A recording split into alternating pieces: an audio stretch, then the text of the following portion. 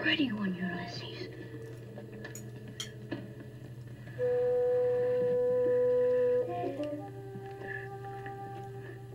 There it is. Hello BookTube, I'm Sean the Book Maniac. Welcome back to my channel. Here I am with another In Other Words. I'm a little bit late. I'm trying to do a couple of these a month. I'm not committed to any time schedule, but I did film one about 3 weeks ago using a low-tech solution to the problem I was having with a whole bunch of boring computer software issues. And that low-tech solution didn't work very well because my brain is even lower tech than the solution that I came up with. So the computer's problem seems to be solved thanks to my lovely husband since last night. So I'm back in business and I can put the words, the text up above, and it's all good. So let's get started. I'm going to redo it. Don't remember anything I said last time because that was a long time ago, but here we go. In Other Words is an occasional series where I talk about vocabulary, expressions, interesting grammatical patterns that I encounter in my reading. So I've got a batch for you today. The first one comes from one of Barbara Pym's last novels, The Sweet Dove Died, which I read maybe 2 months ago now. It's the first novel that I didn't like by Barbara Pym. I'm reading them in order, but that's not the purpose of this video. I have one piece of vocabulary from that novel, elevenses. That was new to me. And all you Brits know, it simply is the late morning break where people typically have tea or coffee or something at about what time in the morning? 11 o'clock, the elevenses. Common phrase in England and Ireland, apparently. Has other names in other countries. Those of you who live in these countries, please confirm or correct. In Australia and New Zealand, it's known as morning tea or smoko. The United States, in the early 19th century, it was a time that was called the elevenses, apparently, and it was a time to drink whiskey. Brian of Bookish, is that a tradition you're continuing? Winnie the Pooh, for his elevenses, preferred honey on bread with condensed milk. But on the other hand, on the other side of the child bear literature spectrum, Paddington Bear took his elevenses at an antique shop on Portobello Road. And it was also observed by the hobbits in The Lord of the Rings, between second breakfast and luncheon. Now that's my idea of a meal schedule. The bulk of today's vocabulary and whatnot comes from this biography of Queen Mary that I read recently, The Quest for Queen Mary by James Pope Hennessy. So let's dive into that. I will try not to use this as an excuse to go down any Queen Mary anecdotal rabbit holes. I've done enough of that. The first one is pigsticking, and at a certain point when I believe she was the Princess of Wales, she and her husband visited India, and this sport comes up, pigsticking, which is the sport of hunting wild boar. This type of hunting was not only practiced in India, but it was very popular there, especially during the Victorian and Edwardian eras. And it was pretty gruesome. I'll put up a fairly non-gruesome picture here to give you an idea. But yeah, pigsticking. The next one is definitely a royalty and nobility word, and that is dowager. This was really interesting to me. I thought I knew what it meant. One dictionary definition refers to a widow with a title or property derived from her late husband. At least in royal circles, or at least in the UK, it seems to be even more specific than that, that it's only, or most properly, applied to the widowed mother of a king or a duke. And it became an issue. Remember, somebody corrected somebody in the Queen Mary biography. No, I believe it was Pope Hennessy himself who made a note that some widowed duchess continued to refer to herself as the Dowager Duchess after her son's death. And there can only be one Dowager Duchess at a time.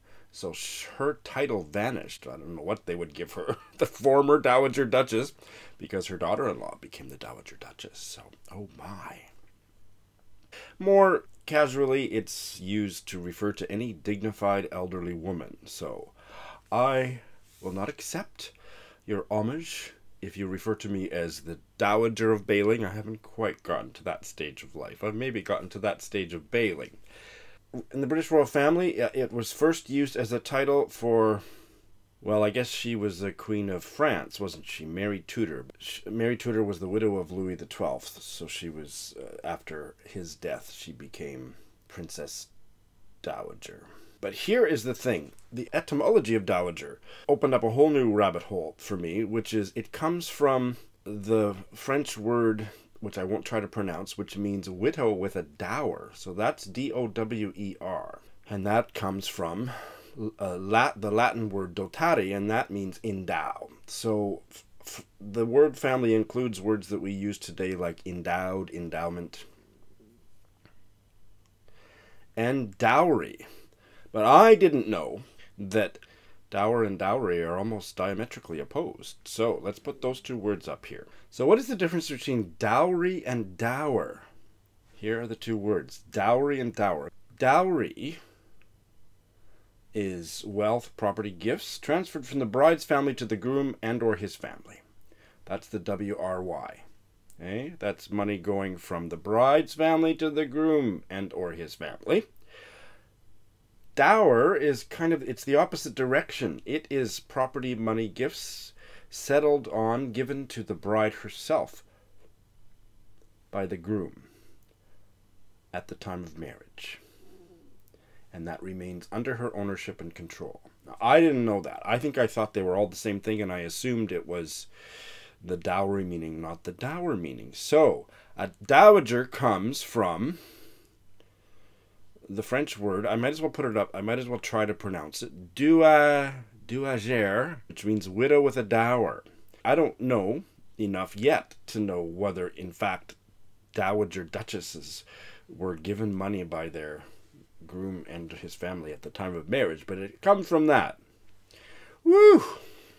Okay, I have sorted it all out according to the Wikipedia entry for dower. I was looking at the Wikipedia entry for dowry, and this is more clear. It all fits together. Dower is a provision accorded by law, but traditionally by a husband or his family, to a wife for her support in the event that she should become widowed. It was settled on the bride, being gifted into trust by agreement at the time of the wedding, or as provided by law. Okay, so it all fits together. It's not necessarily money that's given to her, but it's some kind of a arrangement, or maybe it's given to her, gifted into trust in the event that she is widowed. Okay, so you can see how that ties in very nicely to the noble title, and apparently just scanning this, those dower arrangements to support a widow would have been in play in the royal family, and in the nobility, so that makes sense. Okay. Well, that was even more of a rabbit hole than I expected. Somewhere in this book, I can't find the exact reference, but somewhere in this book, the verb tick off is used in a way that confused me. In my mind, in my experience, to tick someone off is to annoy someone, to frustrate them. But in this sentence, which I can't immediately find, it has a very different meaning, which is to tell someone off, to scold someone. So that was new to me. This meaning, the chastise meaning, the meaning that was new to me is from it's a UK military meaning, dates from the early 20th century and is now considered outmoded. Usually applied to a child or a subordinate. The earliest known reference is in a 1915 letter, I believe, of Wilfred Owens. He has been ticked off 4 or 5 times for it, but is not yet shot at dawn. Tick, the root of the phrasal verb, comes from the early 13th century, meaning to touch or pat. It has similar versions in Old High German, Dutch, Norwegian. Tick off also has the meaning of the typing motion of a telegraph machine, what a clock does, to enumerate on your fingers, or in accounting with a pencil. And they think that meaning of ticking, like a checkmark tick, that's where the military chastising meaning may have come from, that you're marked off a list as dismissed or ineligible. The meaning of to annoy someone is very new. It's recorded only from 1971, and I didn't find anything about how it shifted into that meaning. One of the many interesting royal personages profiled in this is the Grand Duchess Xenia. the oldest sister of Tsar Nicholas II, and she was living in the UK when Pope Hennessy interviewed her in the 1950s, and she was deaf and very shy, but finally she started talking, and Pope Hennessy describes that chattiness as, by this time she, Grand Duchess Xenia, was well underway. But look at the way he spelled underway.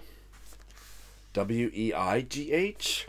That fascinated me, so I have done another deep dive on that. It comes from, we all, I think of weigh as measuring the weight of something. How heavy is it? You weigh it. And if you think of an anchor, some etymologists, some dictionaries say that there was a mistaken association with weigh anchor, but others say no, in fact, that just was a legitimate meaning that has disappeared. But to weigh an anchor is not to measure how heavy the anchor is, it's to lift the anchor so the ship starts moving. And that is how the word that we traditionally spell W-A-Y, underway, either two words, British English, or one word, American English, that was the origin. And the original spelling of weigh anchor was W-E-I-G-H. And it comes from that phrase. So a ship is underway once it weighs its anchor, which means pulls up its anchor and begins moving. So the Grand Duchess Xenia was underway. She was moving. She was finally starting to dock. According to one of the etymological dictionaries online, I believe the other people that say it's a mistaken association are incorrect, because it traces back to Old High German, German, and Proto-Indo-European verbs with various spellings that look very much like weigh, all of which mean to go, to move.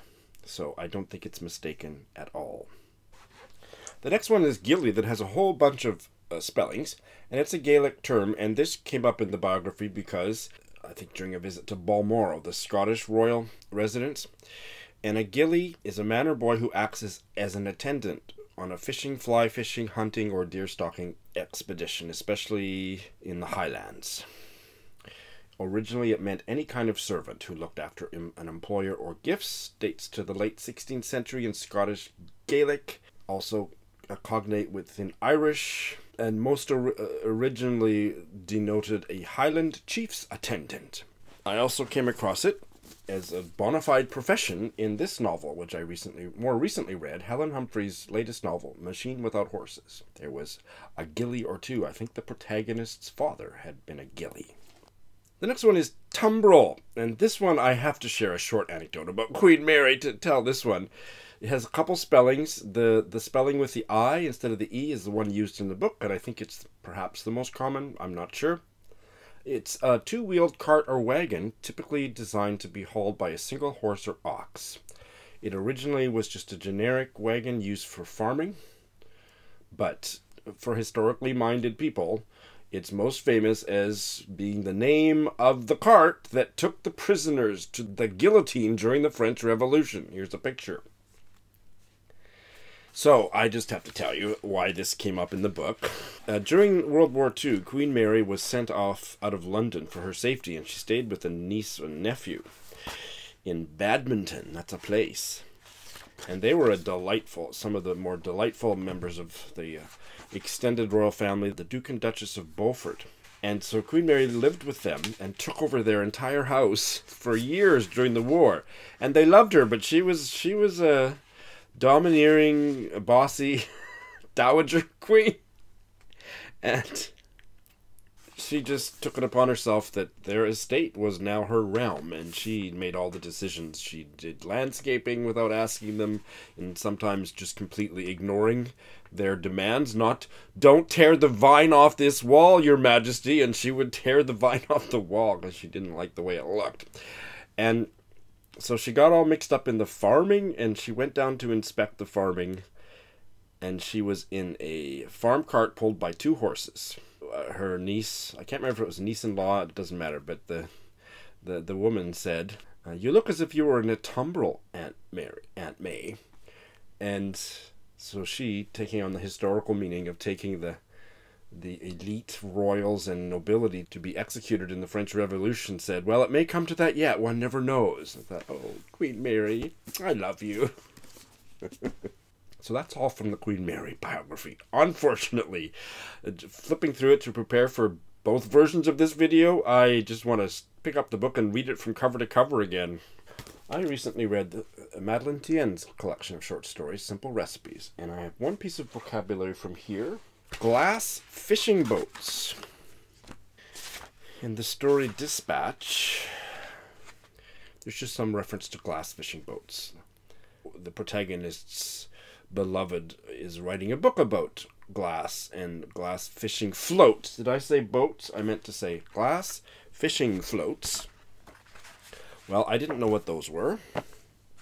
Also known as glass floats or Japanese glass fishing floats. They're popular collector's items today. They were once used by fishermen all around the world to keep their fishing nets, long lines, and drop lines afloat. And they are quite striking looking. Here is a collection.